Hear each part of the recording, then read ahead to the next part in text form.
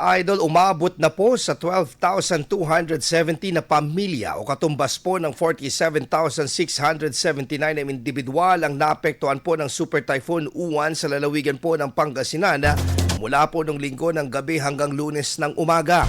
Ayon sa ulat ng Provincial Disaster Risk Reduction and Management Officer PDRRMO, batay po sa pinakahuling datos ng PDRRMO alas 5 ng umaga noong Lunes, ang mga apektadong pamilya ay may nasa 255 na barangay na nasa 25 na mga munisipalidad at isang lungsod sa buong probinsya.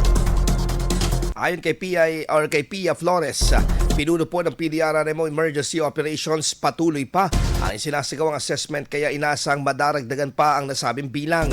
Nasa 8,290 na pamilya o 27,216 na mga individual ang lumikas sa mga evacuation centers, kabilang na ang mga inilikas ng maaga at sa pilitang umalis sa kanilang mga tahanan at mga nasagip sa gitna ng bagyo. Sa kasalukuyan, walang naitalang nasawi o nasugatan man lang. Iniulat din ng PDRRMO ang pagtaas ng tubig dagat o storm surge sa mga baybayin ng Dagupan City, Lingayen, Binmali at San Fabian. Umabot umano hanggang dibdib ang level ng tubig sa baybayin ng Lingayen sa kasagsagan ng bagyo bago ito humupa kinabukasan.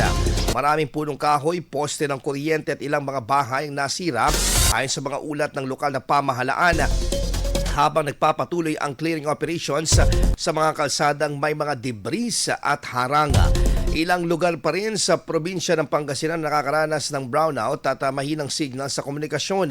Inaasahan na ang malalakas na pagulan hanggang ngayong araw habang nananatili ang lalawigan sa ilalim ng Yellow Rainfall Advisory. IFM News. IFM News. IFM.